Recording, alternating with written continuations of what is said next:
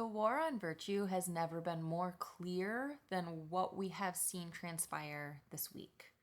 The assassination of Charlie Kirk is a clear example of somebody who was utilizing his voice to communicate what he stood for and his life ending because of it. I don't recall who said it, but somebody stated it wasn't the Second Amendment that killed Charlie Kirk, it was the first. He, from everything that I've read, I was not super familiar with Charlie Kirk prior to this. I did not know about Turning Point USA. I did not know that Candace Owens had kind of founded it with him, had gone around with him for those couple of years. I watched her video, which brought me to tears. It was kind of the last thing before my heart just broke about the whole situation. I cried so hard that my face started to hurt. But I had seen him in different debates. I had seen him on the Whatever podcast. I always felt like he spoke truth. I felt like he was a little abrasive at times, that he was perhaps not always seeking the fullness of understanding, but also when you're in that type of format, you can't at every moment. There are too many people trying to talk. You have to keep things short and to the point. But at the end of the day, he welcomed dialogue from those who disagreed with him with his Prove Me Wrong campaigns. And that's what I have always attempted to do on TikTok, right? I have consistently stated, if you disagree with me, let's just talk. And very few people have taken me up on that. They have said, why do you want to talk? You're not interested in having your mind changed. Like, what's the purpose of it? And just as Charlie would say, the purpose of discussion, like, you have to have discussion in order for us to have a civilized society. We can disagree, but let's respectfully disagree. Nobody was really open to that. And so in seeing more and more of what he did and those formats and thinking about women like Kristen Hawkins who go to campuses and speak to college students, I'm personally feeling that inclination toward that. I have always shared I'm in the Kalamazoo area, and I don't live far from Western Michigan University, which is very well known for being a liberal campus. And I wonder if it's something that would be a calling from God for me to do, because I do think that I communicate well. I do genuinely care about the person. Obviously, as I was saying about Charlie being maybe abrasive at times or this or that, I probably can be that way too. I think a lot of us can, because Charlie was willing to just speak his mind. He was just willing to be like, hey, this is my thought process. It might not be great. It might be wonderful. Who knows? But this is just what goes through my mind, and I'm going to share it somewhat unfiltered. And I feel like sometimes some of my videos that I choose to make are like, yeah, I found this funny, and maybe I have a bad sense of humor, but nonetheless, this is who I am, and somebody else might find it funny and relatable. But so yes, he wasn't perfect, and none of us are, and there's this weird dynamic going on in the world right now where if somebody says one thing, you can't agree with anything they say. But I'll digress from that and just say I really enjoy engaging in dialogue with people who disagree with me. Like, true dialogue, not comments back and forth, not 60 characters like it used to be on TikTok or whatever it was, 120 characters, not tweets back and forth, like talking, like let's have a conversation. There has not been a single conversation that I have had with somebody on the other side of the aisle where they have walked away from it and they have actively told me this is what they have said. There's not been a single one where it has not been stated that they felt like it was the most productive conversation that they've had with somebody on the opposite side of the aisle. And I know that a lot of people said that about Charlie as well. It's probably why I feel so strongly about his death, even though I did not know him personally. I don't have, any of those text exchanges that a lot of these people are sharing about him encouraging them and lifting them up. But I know that if we had been friends, he would have been sending me the same types of things, like just keep going at it, keep slugging, as Allie Stuckey shared. And so I am not interested in doing this on my own accord anymore. I have been on YouTube since, 2013, 2014, I think, maybe. Was it July of 2014 that I started this channel? I converted to Catholicism in 2013. And not once have I ever met with our then bishop or our current bishop.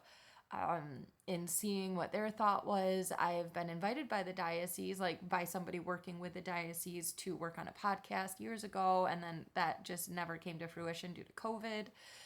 And I am at the point where I feel as though reaching out to our bishop and seeing what his opinion is on what I've been doing and a potential calling to witness at Western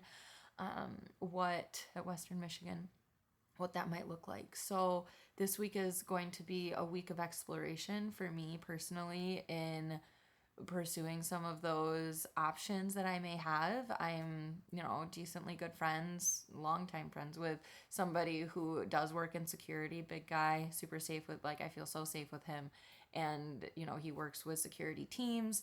I would be able to do something like that with somebody who truly cares about me and genuinely wants me to be okay, somebody that I trust with my life. I've been on a motorcycle with him. I have literally trusted him with my life before. And I just think he's an older gentleman. He's old enough to be my dad. Great guy. And so reaching out to him, seeing what his hourly rate might be, seeing what kinds of things I could do for consistency, if that's every Tuesday, every Wednesday, what format might we be able to put in place? Do I need to reach out to Western Michigan University to see where people would typically set up for something like that, if they have other people that do something like that on their campus? All those things are circling in my mind right now. Because I am tired of talking to a camera. I've been saying it for a couple years now, just that I want to be talking with people. I can appreciate the impact that I can make in this capacity, and it's starting to feel like it's not enough. And I feel like our kids are getting to be old enough. My husband is capable of caring for them. Obviously, everyone's sleep trained and potty trained, and no one's breastfeeding anymore. My body is not physically relied upon anymore. And so I think that, in conversation with my husband as well, he obviously is just like, I don't feel thrilled about the idea with everything that's just happened, but also, he does believe that I would do well at it, that I have a gift in communication and being able to understand people, making them feel like they're understood. My knowledge of the faith and of science. Science was always my strongest subject. My kids even are excelling in science because it just comes so naturally to what I see around me. So all of those pieces. But so there would be more to come if I would share more on that topic in and of itself. And I am grateful for Charlie's example in his courage and bravery. I don't watch gory shows. You guys know I don't watch R-rated movies. So seeing that murder and just the amount of blood that was involved in the initial impact, jarring to me. And for other people to be laughing at it, if I were to have a conversation with someone on campus about that, I would probably follow with, what's your favorite movie? Or what was the last movie you saw in theaters? Have you seen Deadpool? I've never seen Deadpool. Have you seen, these, what kind of shows are you watching? Have you seen Game of Thrones? What types of shows are you watching? And do you understand that they have brainwashed and desensitized you to that type of violence? It's not normal to see that. And with the existence of AI, I have seen people claiming that, making comments about, the killing of Charlie Kirk, it was AI, he's actually alive. All these conspiracy theories going around on the left right now, which are just crazy.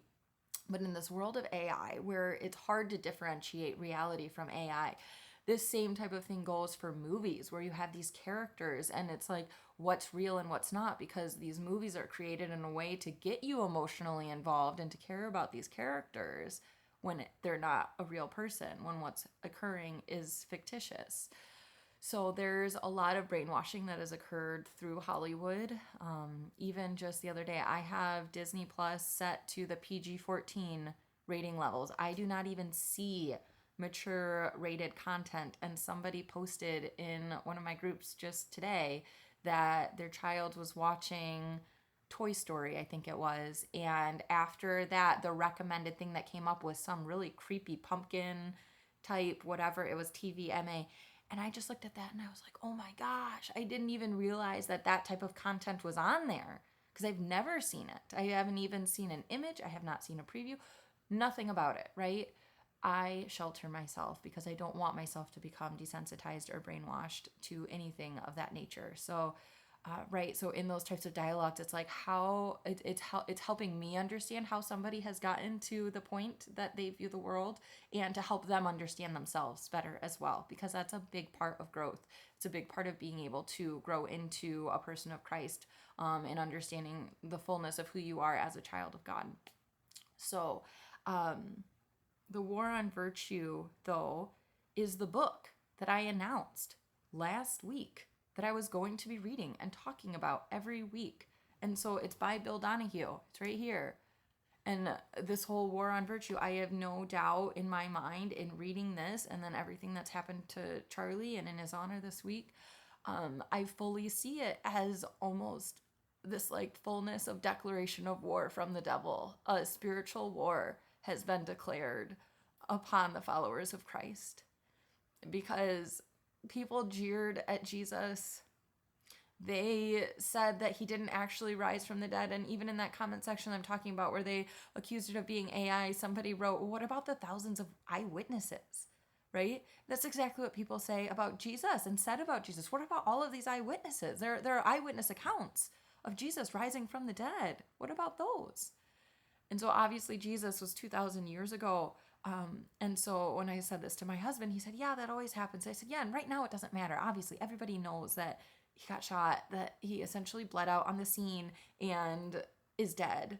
But in 30 years and 40 years and 50 years, that conspiracy theory will still live. There will still be people saying, oh, well, he didn't really die, or this didn't really happen. Oh, that was during the age of AI, when AI was first getting really good. That's just an AI video. It's not real. That's how rumors start. That's how untruth begins, are speculations and lies, right? The devil lies. He works through lies and deception. So I just, this war on virtue, there has been, it feels as though a formal war has been declared from Satan and the demons that are just trying to gain traction on this earth. And right now is the time that we have to fight back. This world is not our home. Our home is in heaven, and I have no doubt that that's where Charlie is now. I mean, even in his dialogue there at Utah, he had already shared with that entire crowd the name of Jesus, that he died on the cross for our sins, that he was dead for 3 days, he rose again on the third day, and that his grace is what sustains. There have been talks about Erica and her response and her talk that she gave, and all of these comments on the left saying there's just no way that it was actually her. If it were me, I would be in bed crying. How does she have a full face of makeup on? Basically disparaging her, saying that it just, something's off, something's off, something's off. It's not normal. You want to know what's off of it is it's God. Her strength does not come from herself. It's coming from Christ within her. Because that's what Christ does. He lifts us up to be stronger and braver and more courageous. That's what Christ does. He works through us. It's not by my power, but by the power of God. I do nothing good, but Christ who does good things through me and in me. So Erica is drawing from the strength of Christ. That's not something that's happened on her own behalf. And yes, I have no doubt that you would be in your bed. And I don't know how I would respond. There's just no level of even the beginning of understanding of what she's going through. I just can't even, the hope and the faith and Charlie's level of optimism and the vision that he had for the future. I mean, his strengths, the way that they implemented themselves. If you're familiar with strength finders, I have no strength finders. I have no doubt that he had maximizer. I have no doubt that he had futuristic. I have no doubt that he had connectedness. Those strengths that he had, and that he then used them for the glory of God. When he died, so many people said that he just really wanted to hear those words, well done, my good and faithful servant. And I talked to my husband about that as well. And I said, that's a really good thing. Like, that's biblical.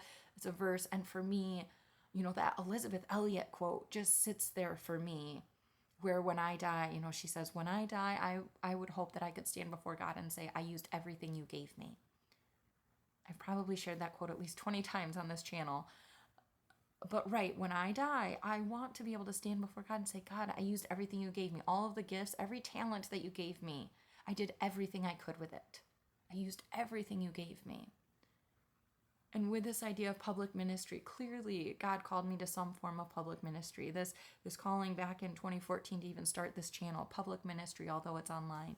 And is that shifting? Is it turning into something else? I need to talk to my bishop, because if he says, no, I feel that your focus should remain in your home right now, do not pursue this at this time, I would say, okay. I would say I am obedient to you, and that is where the line would be drawn. I'm okay with that. And I just don't want to do it on my own accord anymore, because I know that I don't make these videos in vain. I make them for the glory of God, and I just pray that if it helps one person, that it has done its job. So, in regard to the introduction of this book, The War on Virtue, how the left is attacking virtue. Bill Donahue makes several good points through this introduction. I'm about halfway through the first chapter as it is, but he talks about the 3 things to guarantee success for the American dream is self-discipline, personal responsibility, and perseverance. Those are the 3 things that we need in order to fulfill the American dream, which the American dream is success. Like, what is the American dream? And that's one of the questions. And it was coined, the term the American dream was coined by the historian James Adams, and he had said the epic of America. And he described a land in which life should be better and richer and fuller for every man, with opportunity for each according to his ability or achievement. So when we long for the American dream in order to build a life of success, and in order to enjoy liberty, which is a God-given right, in order to enjoy life and life abundantly, when we look at our Christian founding fathers, we look at patriotism, we look at all of these pieces, all of them are not encouraged by those on the left. It's like, if you feel a certain way, that is your truth. Relativism, so alive in this country. And Bill says here, if Americans become convinced that their country is fatally flawed, why would they bother to defend it?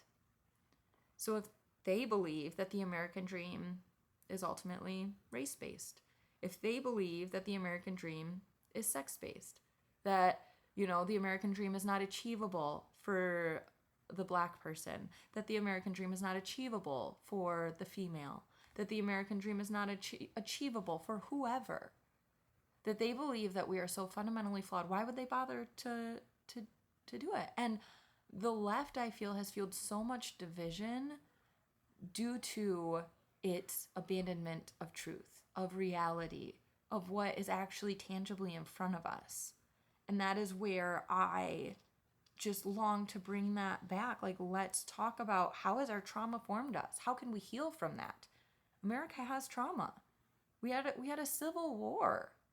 I mean, and we're on the cusp of another one here. I mean, this is, like I said, Charlie's assassination, his murder, it was essentially a declaration of war from the devil. That was a so direct attack on a man of God, on somebody who was doing his best. I mean, I don't know what you've seen of him. His debates, he has so many, and they date back years ago too, right? How much has he grown through the years and how he communicates? But I think he learned at some point that he needed to set the microphone down in between his talks. You'll notice that in more recent interviews. He actually sets the mic down. After somebody asks a question, he sets the mic down, because I think that he learned that he had a pattern of interrupting. And I think he learned from it, and he changed, and he modified his approach so that he would stop interrupting. Because if he just sat here with his microphone right here, if you see him with those are his earlier interviews, right? But he actually learned, it appears that he learned that was something that he did.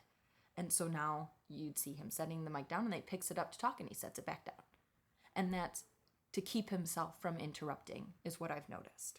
And so when you talk about like that self-discipline, that personal responsibility, that perseverance, I just see I see so much of it in Charlie. I see from everything that Candace described in her movie or video, in her reflection of her whole experience with him, just his hard work ethic. And I don't even remember, since I'm into chapter 1 too, I feel as though some of what's on my mind is actually into the first chapter, where we're talking about like free will and purpose and fulfillment, the stability of the family, having that level of self-control and discipline, and how you can outwork anybody. I feel like Charlie understood the epitome of the American dream. And I feel like he understood that in order to get success, he was going to have that self-discipline, that perseverance, the personal responsibility, right? We're all accountable for ourselves, and we can't rely on other people to get us to do what it is that we need to do. I have a lot of growth to do in a lot of these areas. In like, I could cry how convicted I feel over some of this stuff, like my husband bringing me coffee in the mornings, and then if I don't get out of bed, that somehow I'm upset at him because he did this or that, or I was waiting for him to come get me and it was 6:10, so it was 10 minutes after I wanted to be out of bed. That personal responsibility I'm just negating off myself, which just isn't even fair. And that self-discipline to say I'm going to do it, and the perseverance of saying I'm going to do it every morning. All of those pieces, I just feel I have lacked so much. And if I were to die today, I don't know that I could stand before God and say, God, I used everything you gave me, because guess what? I still haven't written a book. I still haven't. There's so much that I know that God has, like, right, I need to meet with my bishop. That is it. I've been praying about spiritual direction. I've been doing these things. And clearly I need, yes, personal responsibility, but I need a level of guidance and something outside of myself from a person of actual authority to say yes, do this, or no, don't do that.